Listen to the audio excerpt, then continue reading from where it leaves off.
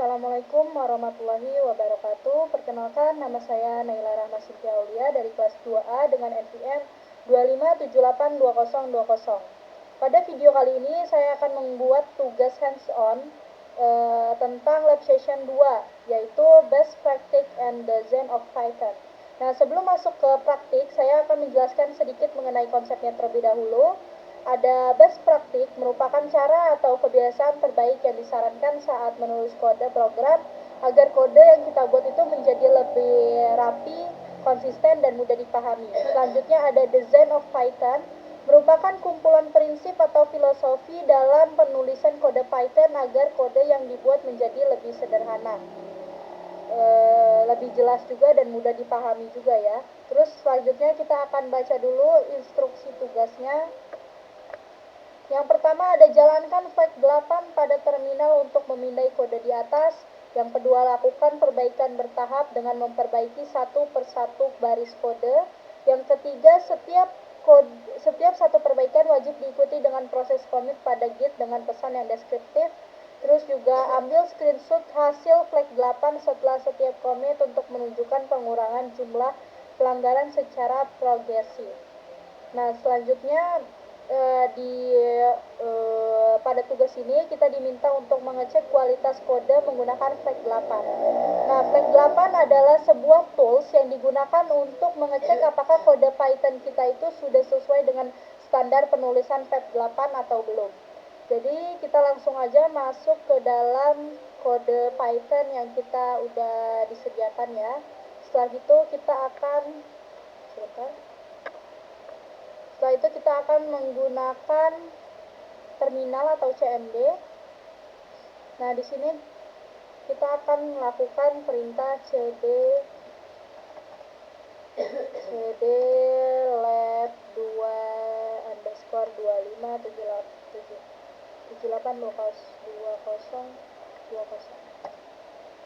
Nah, untuk masuk ke dalam repository yang telah kita buat, jadi kita pakai perintah cd itu.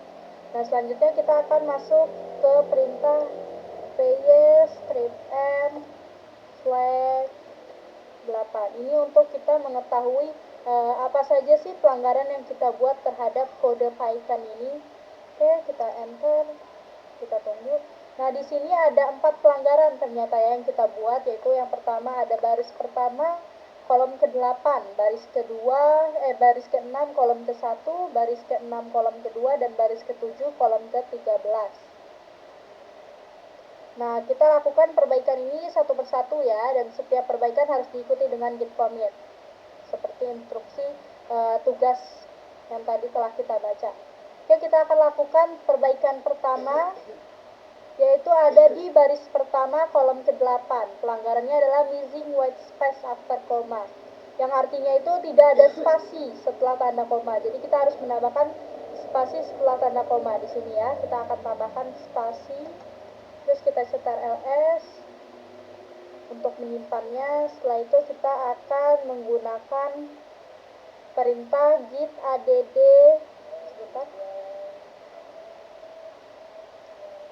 git add, nama kodenya kode set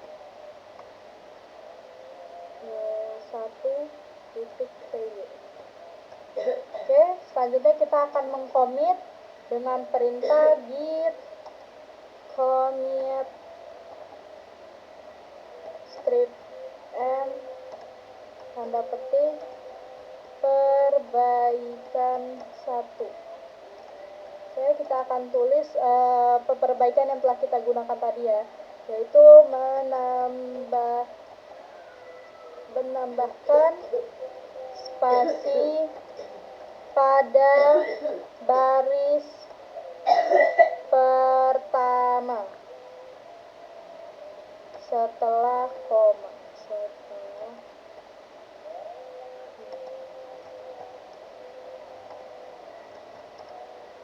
Nah, di sini sudah kesimpan ya perubahan yang telah kita buat. Sekarang kita cek dulu apakah pelanggarannya itu udah berkurang atau belum. Jadi kita cek dulu. CTLV ini belum kesimpan ya. Kita ulang.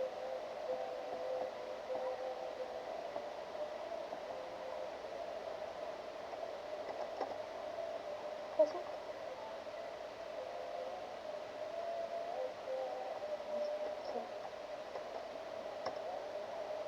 Nah, di sini sisa 3 ya pelanggarannya. Selanjutnya kita akan melakukan perbaikan yang kedua, yaitu ada di baris ke-6 kolom pertama. Baris ke-6 kolom pertama, yaitu pelanggarannya adalah expected 2 blank lines after class or function definition. Oke, kita harus itu tuh kesalahan yang kita buat itu adalah harus ada 2 baris kosong setelah definisi fungsi. Jadi di sini ada fungsi ya, definisi fungsi. Nah, ini baru ada 1 baris kosong. Jadi kita harus ada 2 baris kosong. Jadi kita enter, kita save ulang. Setelah itu kita gunakan lagi perintah git add tadi. Kita salin aja yang di sini. Oke. Nah, setelah itu kita commit lagi perubahan yang telah kita buat. Kedua, perbaikan yang kedua, kita isi menambahkan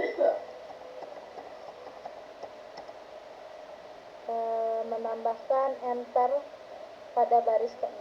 Enter pada baris ke-6. Jangan lupa tanda petik. Nah, di sini sudah tersimpan lagi ya perubahan yang telah kita buat. Kita lanjut ke ngecek lagi apakah pelanggarannya itu sudah berkurang atau belum. Nah, sisa 2 lagi ya. Selanjutnya ada di baris ke-7 kolom kedua. Oke. Baris ke-7 kolom kedua kita perbaiki di sini. Baris ke-7 kolom kedua. Pelanggarannya itu adalah missing white space around operator. Jadi kita harus melakukan spasi ya di setelah operator. Di sini ya kita spasi, di sini juga kita spasi. Nah, kita ctrls, kita git add lagi.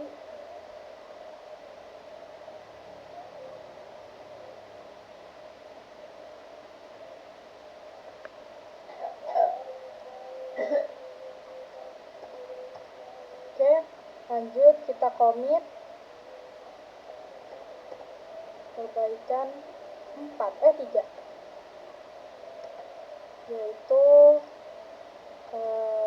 menambahkan spasi pada baris ke-7. Menambahkan spasi pada baris ke-7.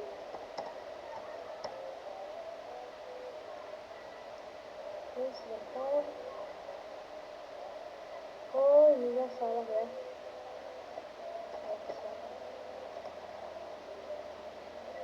Ulang.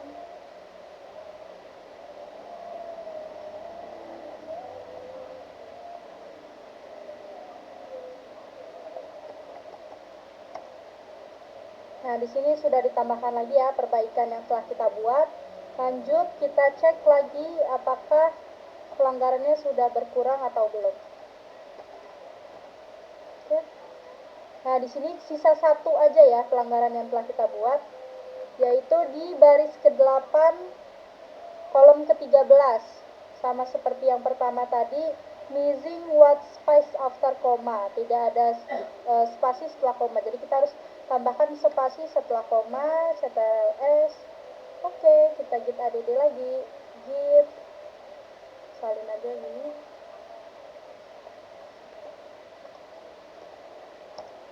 Setelah itu kita commit lagi. Salin ini git commit perbaikan 4. Oke. Isinya menambahkan spasi pada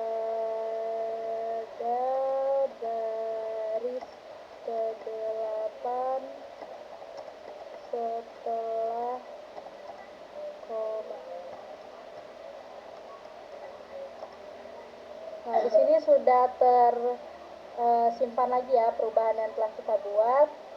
Oke, selanjutnya kita akan cek lagi apakah sudah selesai pelanggaran yang kita buat. Nah, di sini sudah nggak ada lagi ya pelanggaran yang kita buat. Jadi kode file ini udah masuk ke dalam standar PEP 8 ya.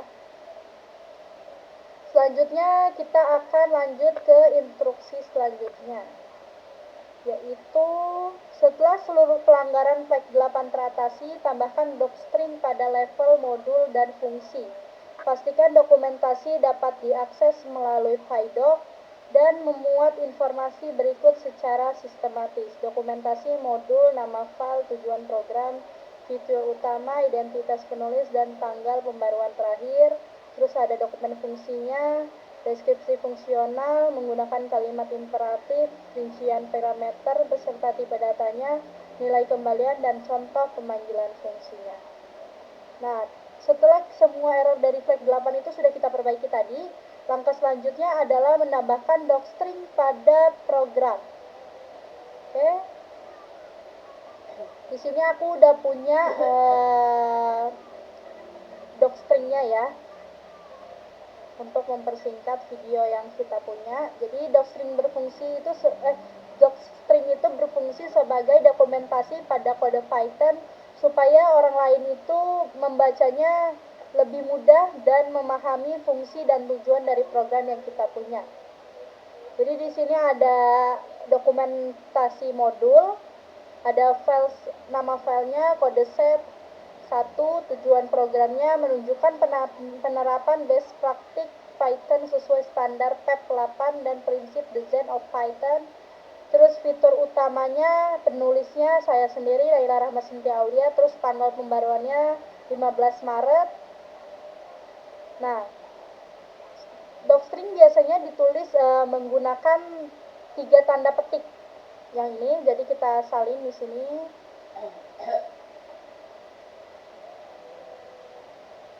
Oke, udah kita salin.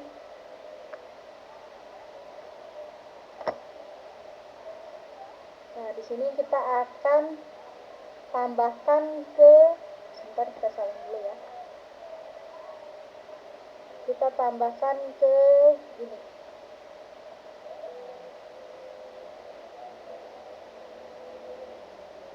Kita akan tambahkan di sini. Oke, sebentar.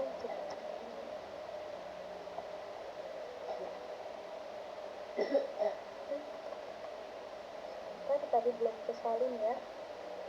Kita salin dulu. Nah, di sini udah kita tambahin ya. Selanjutnya kita juga akan menambahkan yang ininya, dokumentasi fungsinya. Oke. Kita salin terlebih dahulu.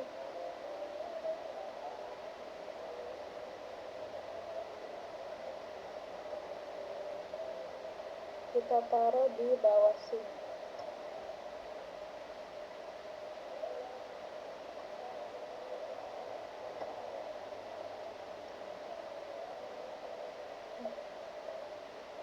Nah, udah.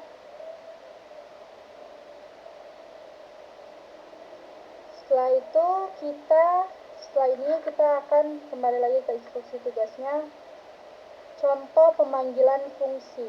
Ini kita save dulu ya programnya, kodenya, CVRS. Dan setelah itu kita akan menjalankan perintah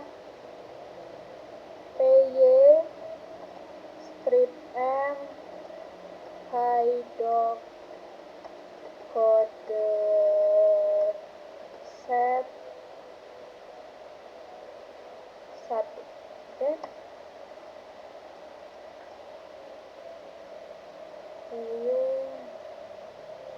Oh, ini belum kesimpan ya guys, kita simpan dulu ya. Kita ulang lagi.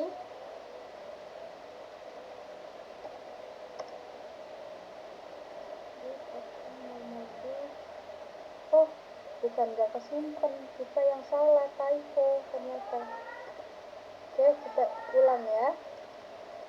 Di sini kita ada salah guys. PyDoc.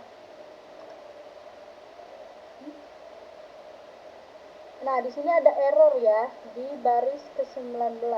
Kita lihat dulu baris ke-19 error kenapa?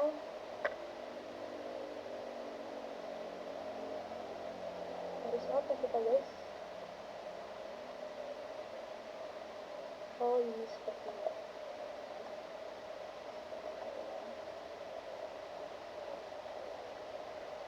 Oke, kita ini ulang. Jangan lupa ininya diganti ya. PyDoc. Ada lagi kesalahan di bagian 19. Block after function definition on line 19. Ini kenapa dia? Sebentar ya.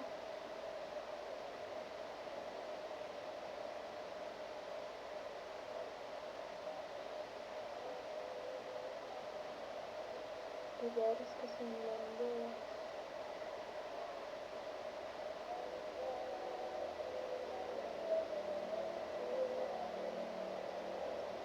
Oh, ininya ya, belum spasi. Coba kita save ulang.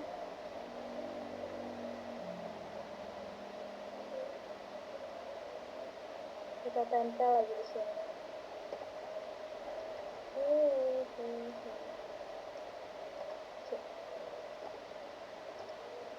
Nah, di sini sudah bisa ya pemanggilannya.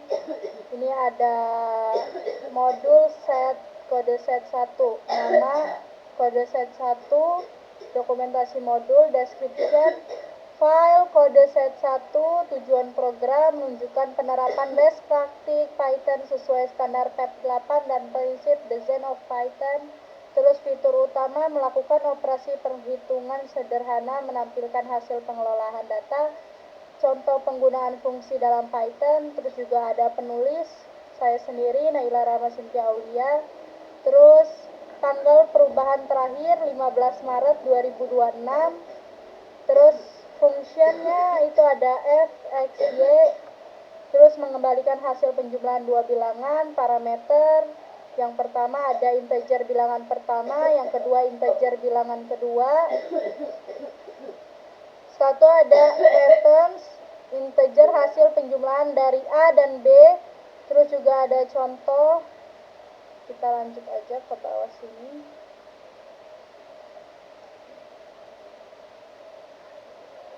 Nah, teman-teman, setelah kita menambahkan docstring pada program, ada satu hal lagi yang perlu diperhatikan, yaitu konsistensi ya. Nah, dalam penulisan identitas di Python, kita bisa menggunakan tab atau spasi untuk membuat identitas pada kode. Nah, tetapi yang penting adalah harus konsisten. Artinya, jika dari awal kita menggunakan tab, maka seluruh bagian kode termasuk docstring juga harus menggunakan tab. Sebaliknya, jika kita menggunakan spasi, maka semuanya juga harus menggunakan spasi. Biasanya pada standar PEP 8 itu identitasi itu menggunakan adalah spasi, 4 spasi ya. Jadi kita menggunakan spasi, maka setiap identitas harus menggunakan 4 spasi secara konsisten agar kode tetap rapi dan tidak menimbulkan error. Oke, dari praktikum ini kita dapat memahami bahwa penulisan kode yang baik sangat penting agar program mudah dibaca dan dipahami. Terus juga tools seperti flag 8 itu dapat membantu kita menemukan kesalahan penulisan kode. Terus selanjutnya prinsip design of Python itu sangat membantu kita menulis kode Python yang lebih rapi dan jelas. Jadi sekian penjelasan dari saya mengenai hands-on lab session 2 best practice and design of Python. Terima kasih. Wassalamualaikum warahmatullahi wabarakatuh.